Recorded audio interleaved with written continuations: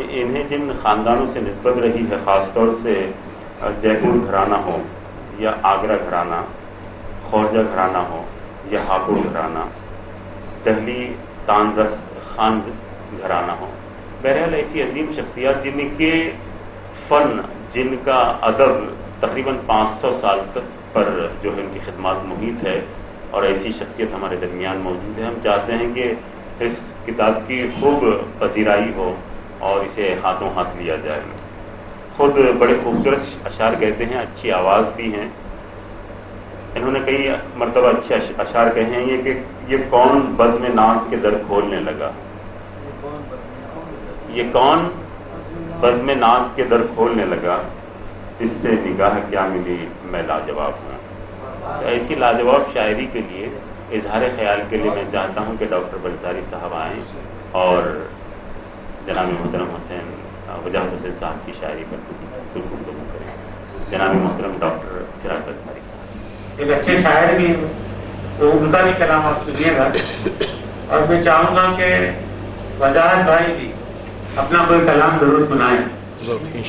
خیر، انہوں نے ہم سے کہا ہے کہ آلوک بھٹاچاریہ مرحوم نے ان کے بارے میں بہت اچھے الفاظ استعمال کیے ہیں، وہ میں پڑھ کے آپ کو سنانا چاہتا ہوں. میں قطع کلام کی معافی چاہوں گا. سراج بھائی، آلوک بھٹاچاریہ میری اس دیوان میں ساز بھائی نے، احمد وسیع صاحب نے اور ہمارے ظفر گورکھپوری صاحب نے، ارتضیٰ نشاط صاحب نے بہت اچھے مضمون لکھا ہے، میری ہمت افزائی کی ہے. اور تنقیدی پہلو بھی یوں ہے کہ جو بہت ہی مثبت انداز میں ہے، میری ہمت افزائی ہی ہے، میں سمجھتا ہوں. آلوک بھٹاچاریہ وہ شاعر، وہ جرنلسٹ، وہ رائٹر کہ جنہوں نے صرف ایک بار میں نے ان سے درخواست کی اور انہوں نے جو مضمون لکھ کے دیا، پڑھ رہے ہیں سراج بھائی، دیکھیے گا، مجھے میرے دل سے بڑا قریب ہے وہ مضمون. آپ سماعت فرمائیں. بہت اچھا. وجاہت صاحب کو کیا دو، کریلا اور نیم چڑھا. حالانکہ کریلا اور نیم دونوں صحت کے لیے بہت ہی اچھے ہیں، لیکن دونوں ہی زبان کو کڑوی تیتی کر دیتی ہے.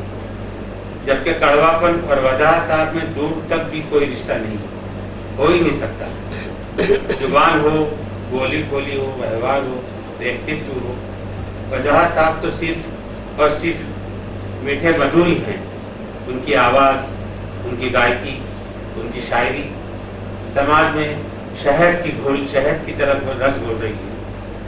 تو کیا کہوں ان کے بارے میں.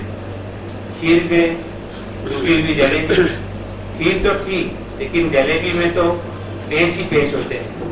اور وجاہت صاحب تو صرف سیدھے اور سیدھے ہی ہیں، اور سادے بھی.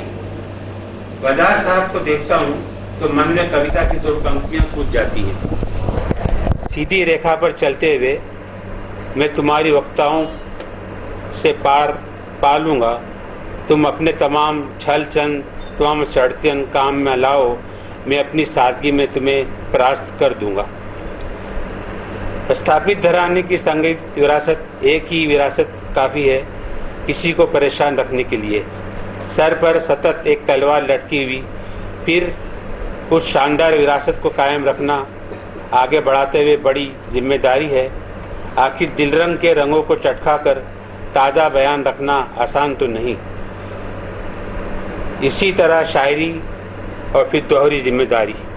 خوشی کی بات ہے کہ وجاہت صاحب دونوں ذمہ داریوں کا بہت یوگیتا پورن طریقے سے اور سندر نرواہ کر رہے ہیں.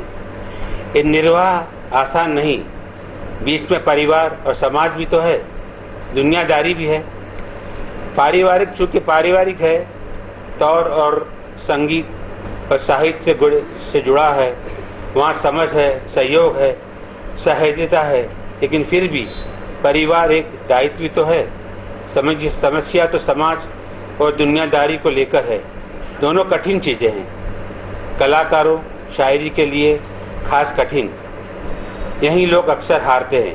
لیکن اس یدھ کو جیتنے کے لیے، جیسا کہ میں نے اوپر کویتا کی پنکتیوں میں کہا، وجاہت صاحب نے پاس کو بہت ہی کارگر ہتھیار ہے. سیدھا پن اور سادہ پن، سچائی اور سادگی، دونوں لاجواب. یہی وجہ ہے کہ یوں بھی اونچائی پر بیٹھے وضاحت صاحب کے لیے میں بھوشیہ میں اور بھی اونچی جگہ دیکھنا چاہوں گا. ان کے کچھ مشہور شعر ہیں.